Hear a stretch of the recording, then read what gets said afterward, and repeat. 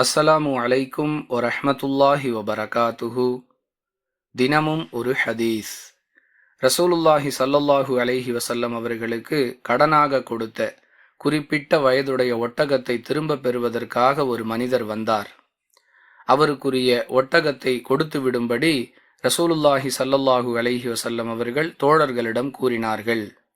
ஒட்டகத்தை தேடி பார்த்த தோழர்கள் அதைவிட கூடுதல் வயதுடைய ஒட்டகங்களே இருக்கின்றன என்று கூற, அதையே அம்மனிதருக்கு கொடுத்து விடும்படி நபிகளார் கூறினார்கள்.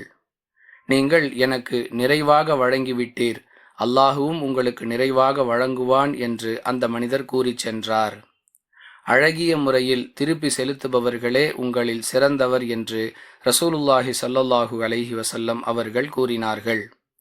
அறிவிப்பவர் அபூ ஹுரைரா ரலியல்லாஹு அன்ஹு. நூல் புகாரி, ஹதீஸ் எண் 2305.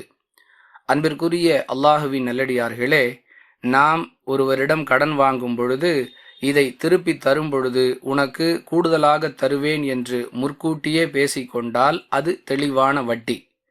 மாறாக ஒருவர் நமக்கு அவசரத்திற்கு உதவி செய்கிறார், அதை நினைவில் வைத்து கொண்டு அவருக்கு நன்றி செலுத்தும் விதமாக திரும்ப செலுத்தும் பொழுது நாமாக விரும்பி எதையாவது கூடுதலாக கொடுத்தால் அது மார்க்கத்தில் குற்றமில்லை.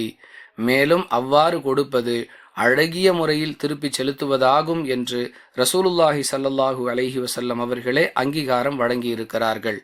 மீண்டும் நினைவுபடுத்துகிறோம், கடன் வாங்கும் பொழுதே கூடுதலாக தர வேண்டும் என்று கடன் கொடுத்தவரோ, கூடுதலாக தருவேன் என்று கடன் வாங்கியவரோ ஒப்பந்தம் செய்து கொண்டால் அது வட்டி.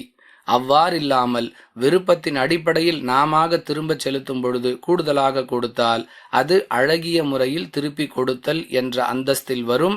அவ்வாறு செய்வதன் மூலம் நாம் சிறந்தவர்களாக ஆகிவிடுவோம் என்பது இந்த ஹதீஸ் சொல்லக்கூடிய பாடம்.